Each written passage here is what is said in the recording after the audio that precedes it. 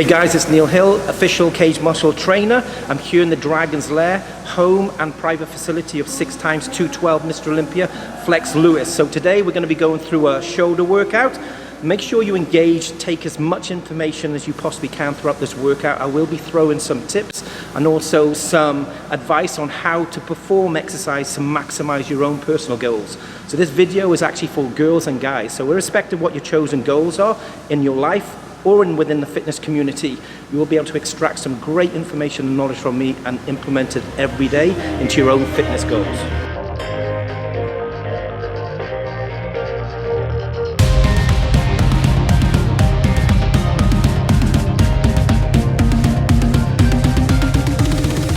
Okay guys, we're going to the first exercise. So before I actually perform the first exercise, which is going to be stand on lateral raise, I'm going to do some warm-up exercise to warm up my rotator cuff, my supraspinatus. I do actually have a really bad shoulder injury, which is going to need surgery, but I'm looking to get that done towards the end of the year. So you'll also notice that when I perform the exercises, my movement patterns might be very slightly different to what I would advise or advocate, simply because obviously my range of motion needs to be in line with my body, and I need to make sure that I don't aggravate and create more trauma to my joint than what's currently taking place. So at the moment I'm going to get some rotator cuff exercises done, get some stability movements done, get some activation, get some synovial fluid taking place, get some blood into the area, and then we'll be able to move on to our first exercise.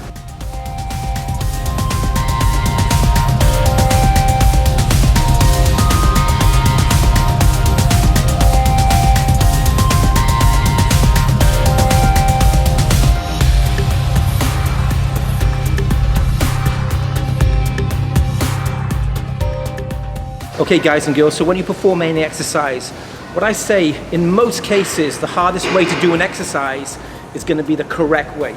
Now most people, their brains indirectly are going to take the easiest path as far as the movement is concerned. Your brain is going to try and adjust your movement patterns, adjust your body composition, so it allows you to perform the exercise easier.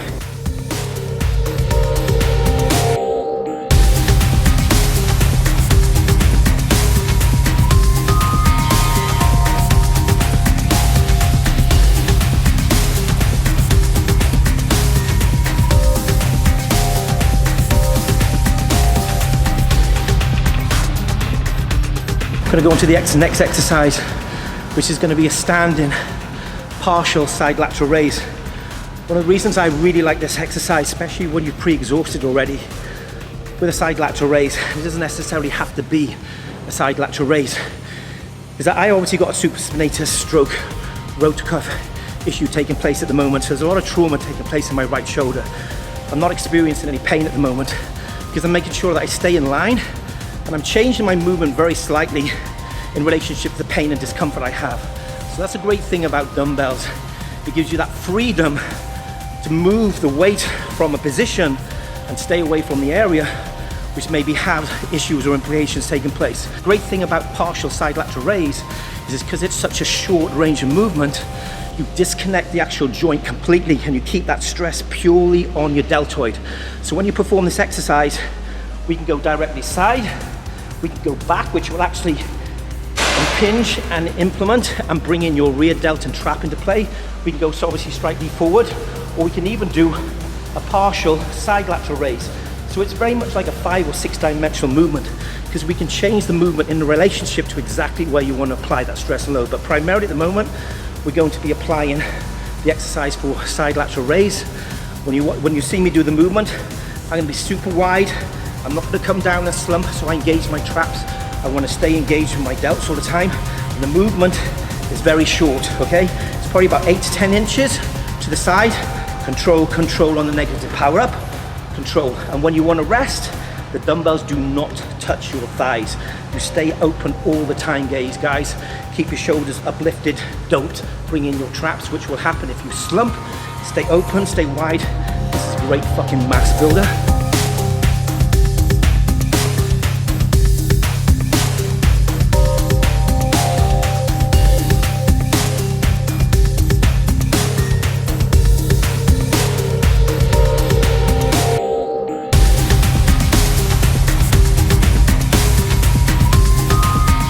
Okay Okay, so we're going to go into our third exercise, which is going to be a machine seated press. Today it's actually a higher rep range, so the rep range is above 20 repetitions. You may be slightly below that on some, you may be slightly higher on others. We're going to be a seated machine press. I'm going to go on to this as my next movement, my third exercise, and the reason being is I wanted to pre-exhaust my shoulders first. Because of my shoulder injury, I wanted to make sure my shoulders were dissipated. There wasn't as much strength in that area as there could be by doing it at the beginning, which means that I can't use as much weight, which reduces the trauma taking place in the joint itself. When I do this exercise, you're going to notice that I actually shift my ass slightly forward. So the reason why I'm picking up on saying this is just because you'll see a machine and a bench, and so for instance it could be in this position, your ass is on the pad, your back is obviously on the platform. Don't necessarily think that that's the position that you have to be in relationship to the exercise, because obviously your biomechanics will work very slightly different. I actually shift my backside off the bottom of the bench slightly because it allows me to use the exercise and go in a range of motion which works for me.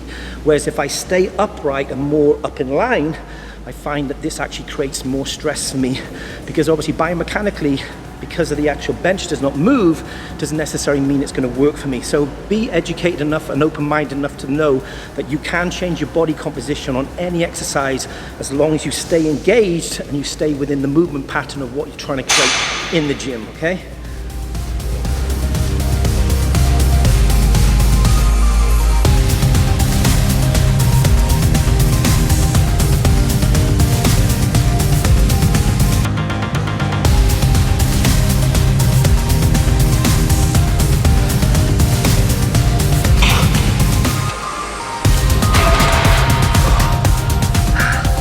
You'll notice that I implemented rest pause there probably about 3 or 4 times.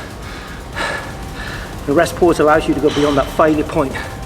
It allows you those split seconds to mentally and physically recover. But because of the intensity of workout, you don't have long enough to recover and replenish your energy system, irrespective of which one it is. But you're replenishing it very, very slightly, and obviously allowing a split second to dissipate some of the stress and load and blood and synovial fluid, which is the lactic acid within the joint, which allows you then to crank out those last few couple of repetitions. And believe you me, those last repetitions, those are repetitions which are going to make the difference between seeing big changes, small changes, or no fucking changes.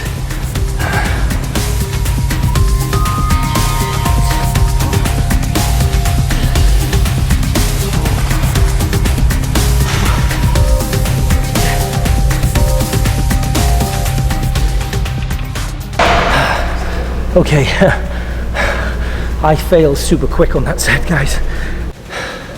Even though I busted my ass and even though I had a rep range in my head of 15 to 20 repetitions, I only managed about 9 or 10 reps there. But I'm not disappointed because my whole workout has been super productive. I've applied myself and adapted myself and committed myself to every working set. And even though that rep range was low compared to what I wanted it to, that's going to take place. And it's great that you've actually seen that, because you're never going to hit your target rep range. Sometimes you'll go over, sometimes you'll go under, sometimes you'll go way beyond the rep range that you have targeted. So it means that you need to be open-minded enough to adjust the weight and add more weight. You also have to be understanding enough to know that you're going to get weaker on every working set. If you're not getting weaker on every working set, then you've not applied yourself, you've not committed yourself, you've not put 100% into your working set, or you've disconnected yourself mentally, or you've taken too much rest between working sets. Our rest period is literally about 60 to 75 seconds maximum, so there's very little time between working sets to recover. Anyway, we're going to go on to the last exercise now, which is going to be machine rear delt exercise. You'll notice I changed my body composition slightly.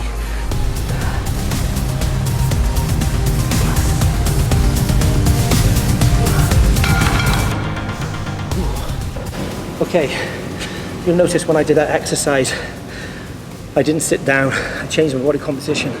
So it allowed me to force that stress and load further onto my rear delt. If I was to sit down in this machine, whether the seat was lower or higher, I'm not allowed myself to maximize the movement pattern relationship with my body, because obviously the machine is going to move in one direction. Yes, it can move inner and outer because obviously the bars are adjustable, but changing my overall body composition so I'm more in line with the area that I'm applying that stress and load allows me to shift all that emphasis purely on my rear delt.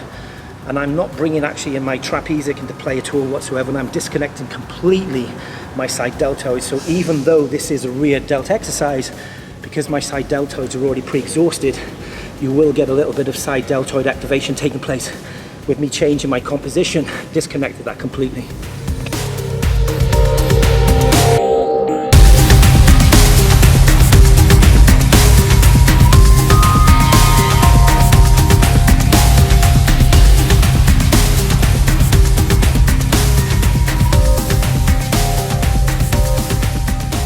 Okay guys, so we've pretty much come towards the end of the exercise or workout. I'm going to do one more working set and then I'm finished.